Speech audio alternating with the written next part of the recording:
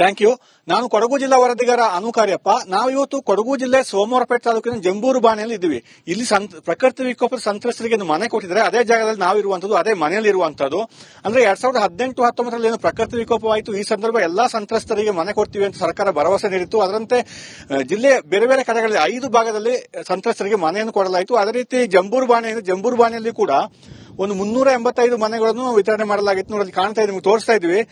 ಇದು ಸುಮಾರು 5 ವರ್ಷಗಳ ಹಿಂದೆನೇ ಎಲ್ಲ ಮನೆಗಳನ್ನು ವಿತರಣೆ ಮಾಡಲಾಗಿತ್ತು. ಆದ್ರೆ ಇದರ ಪಕ್ಕದಲ್ಲಿಯೇ ಇನ್ಫೋಸಿಸ್ ವತಿಯಿಂದ 200 ಮನೆಗಳು ನಿರ್ಮಾಣ ಮಾಡಲಾಗ್ತಿತ್ತು. ಆದ್ರೆ ಕಾಮಗಾರಿ ವಿಳಂಬ ಆಯಿತು. ವಿಳಂಬವಾಗಿ ಒಂದು 3 ವರ್ಷದ ಹಿಂದೆ ಕಾಮಗಾರಿ ಮುಗಿದಿದೆ. ಆದ್ರೂ ಕೂಡ ಜಿಲ್ಲಾಡಳಿತಕ್ಕೆ ಹಸ್ತಾಂತರ ಆಗಿರಲಿಲ್ಲ. ಅದರಿಂದ ಮನೆ ಕೊಡುವುದು ವಿಳಂಬವಾಗಿತ್ತು. ಸುಮಾರು 7-8 ವರ್ಷದಿಂದ ಎಲ್ಲಾ ಸಂತ್ರಸ್ತರು ಬಾಡಿಗೆ ಮನೆಯಲ್ಲಿ ವಾಸ ಇದ್ರು. ಈಗ ಈ ಬಗ್ಗೆ ರಿಪಬ್ಲಿಕ್ ಕನ್ನಡದಲ್ಲಿ ಪದೇ ನಾವು ಸುದ್ದಿ ಮಾಡಿದೀವಿ. ಒಂದು 3-4 ಬಾರಿ ವರದಿಯನ್ನು ಮಾಡಿದೀವಿ. ಸರ್ಕಾರ ಹಾಗೂ ಜಿಲ್ಲಾಡಳಿತದ ಕಣ್ಣು ತೆರೆಸುವಂತ ಕೆಲಸವನ್ನು ಮಾಡಿದೀವಿ. ಕೊನೆಗೂ ಎಚ್ಚೆತ್ತ ಜಿಲ್ಲಾಡಳಿತ ಈಗ ಎಲ್ಲ ಸಂತ್ರಸ್ತರಿಗೆ ಮನೆಯ ಕೀಯನ್ನು ಹಸ್ತಾಂತರ ಮಾಡಿದೆ. ಅಂದ್ರೆ 200 ಮನೆಯಲ್ಲಿ 135 ಕುಟುಂಬ ಸಂತ್ರಸ್ತರಿಗೆ ಮನೆಯ ಕೀ ಹಸ್ತಾಂತರ ಮಾಡಿದ್ದು. ಈಗ ಕೆಲವರು ಬಂದು ಮನೆಗೆ ಸೇರಿದ್ದಾರೆ. ಈಗ ಒಂದು ಸಮಸ್ಯೆ ಅಂತ ಹೇಳಿದ್ರೆ ಇಲ್ಲಿ ಕರೆಂಟ್ ಒಂದು ಆಗಿಲ್ಲ. ಕರೆಂಟ್ ಆದ್ರೆ ಎಲ್ಲವೂ ಚೆನ್ನಾಗೇ ಇದೆ, ನೀರಿನ ವ್ಯವಸ್ಥೆ ಕೂಡ ಆಗಿದೆ. ಈ ಬಗ್ಗೆ ಸಾಕಷ್ಟು ಸುದ್ದಿಗಳನ್ನು ರಿಪಬ್ಲಿಕ್ ಕನ್ನಡದಲ್ಲಿ ಮಾಡಿದ್ದು. ಅದರಿಂದ ಎಚ್ಚೆತ್ತುಕೊಂಡ ಜಿಲ್ಲಾಡಳಿತ ಈ ಮನೆಗಳನ್ನು ನೀಡಿರುವಂತದ್ದು ರಿಪಬ್ಲಿಕ್ ಕನ್ನಡ ಬಿಗ್ ಇಂಪ್ಯಾಕ್ಟ್ ಅಂತ ಕೂಡ ಹೇಳ್ಬಹುದು. ಈ ಬಗ್ಗೆ ಮಾತಾಡ್ಲಿಕ್ಕೆ ಇಲ್ಲಿ ಸ್ಥಳೀಯರಾದ ಕಂಠಿ ನಮ್ಮೊಟ್ಟಿಗಿದ್ದಾರೆ. ಸರ್ ಬನ್ನಿ. ಈಗ ನಾವು ಸಾಕಷ್ಟು ಬಾರಿ ನೀವು ನೋಡಿದ್ರಿ ಬಂದು ವರದಿ ಮಾಡಿರುವಂತದ್ದು, ಪದೇ ಜಿಲ್ಲಾಡಳಿತಕ್ಕೆ ಹೇಳುವಂತದ್ದು ಈ ರೀತಿ ಆಗ್ತಾ ಇದೆ, ಜನರಿಗೆ ಕಷ್ಟ ಇದೆ ಅಂತ ಹೇಳುವಂತದ್ದು. ಈಗ ಮನೆ ಕೊಟ್ಟಿದ್ದಾರೆ, ಕೊನೆಗೂ ಏನ್ ಅನಿಸ್ತದೆ ನಿಮಗೆ? ಕೊಟ್ಟಿದ್ರಲ್ಲಿ ಏನಂತ ಹೇಳಿದ್ರೆ 135 ಮನೆಗೆ ಆಲ್ರೆಡಿ ಹಕ್ಕುಪತ್ರ ಕೊಟ್ಟಿದ್ದಾರೆ. ಮನೆ ಕೀ ಕೊಟ್ಟಿದೀವಿ, ಪಂಚಾಯತಿ ವತಿಯಿಂದ ಮನೆ ಕೀ ಕೊಟ್ಟಿದ್ದೀವಿ. ಅದರಲ್ಲಿ ಇವಾಗ ಏನಂತ ಹೇಳಿದ್ರೆ ಒಂದು 6-7 ಮನೆಯವರು ಆಲ್ರೆಡಿ ಬಂದಿದ್ದಾರೆ ಅಂತೇಳಿ ಸೇರಿದ್ದಾರೆ.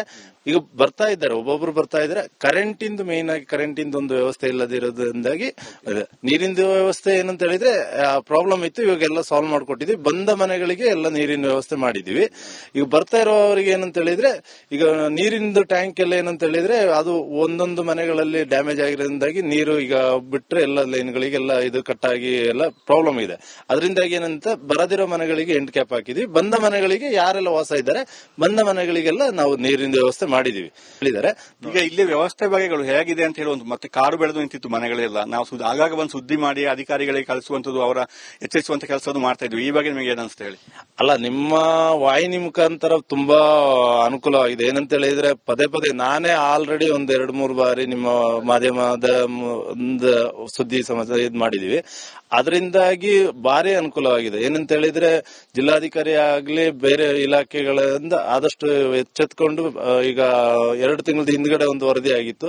ಅದರಿಂದಾಗಿ ಇವಾಗ ಪುನಃ ಮತ್ತೆ ಇನ್ನೊಂದು ವರದಿಯಿಂದ ಆದಷ್ಟು ಬೇಗ ಕರೆಂಟಿನ ಒಂದು ವ್ಯವಸ್ಥೆ ಮಾಡಿಕೊಟ್ರೆ ಜನರಿಗೆ ಅನುಕೂಲ ಆಗುತ್ತೆ ಅಂತ ಹೇಳಿದ್ರೆ ಎಲ್ಲರೂ ಬರ್ತಾರೆ. ಕರೆಂಟಿಂದ ಇದರಿಂದಾಗಿ ಹಿಂದೆ ಮುಂದೆ ನೋಡ್ತಾ ಇದ್ದಾರೆ ಅಷ್ಟೇ. ಈಗ ಏನಿಲ್ಲಿ ವಿದ್ಯುತ್ ಆಗಬೇಕು, ಇದು ಶಾಸಕರ ಗಮನ ಕೂಡ ಇದೆ. ಮಡಿಕೇರಿ ಕ್ಷೇತ್ರದ ಶಾಸಕರ ಮಂತ್ರಗೌಡ ಅವರು ಕೂಡ ಗಮನ ಹರಿಸಬೇಕು, ಅವರ ಗಮನಕ್ಕೂ ಇದೆ. ಅವರು ಅಧಿಕಾರಿಗಳೊಂದಿಗೆ ಸಂಪರ್ಕದಲ್ಲಿ ಇದ್ದಾರೆ. ಈಗ ಒಂದು 8 ದಿವಸ ಅಥವಾ 15 ದಿವಸದಲ್ಲಿ ಕರೆಂಟ್ ಆಗುತ್ತೆ ಅಂತ ಕೂಡ ಮಾಹಿತಿ ನಮಗೆ ಇದೆ. ಅಂದ್ರೆ ಅದೊಂದು ಆದ್ರೆ ಎಲ್ಲ 135 ಕುಟುಂಬ ಸಂತ್ರಸ್ತ ಕುಟುಂಬಗಳು ಅವರು ಬಂದು ಇಲ್ಲಿಗೆ ಸೇರ್ತಾರೆ. ಸದ್ಯಕ್ಕೆ ಈಗ ಒಂದು 7-8 ಕುಟುಂಬಗಳು ಅಲ್ಲಲ್ಲಿ ಬಂದು ಸೇರ್ತಾ ಇದ್ದಾರೆ. ಅಂದ್ರೆ ಓದು ಮಕ್ಕಳಿದ್ರೆ ಅವರಿಗೆ ಕರೆಂಟ್ ತುಂಬಾ ಸಮಸ್ಯೆ ಆಗ್ತಿದೆ ಅಂತ ಹೇಳುವಂತದ್ದು. ಇದಿಷ್ಟು ಈ ಜಂಬೂರು ಬಾಣೆಯಲ್ಲಿ ಮನೆ ವಿತರಣೆ ಮಾಡಿದಂತಹ ಸುದ್ದಿ. ಉಳಿದ ಸುದ್ದಿಗಳನ್ನು ಸಹೋದ್ಯೋಗಿಗಳು ನೀಡ್ತಾ ಹೋಗ್ತಾರೆ. Over to you.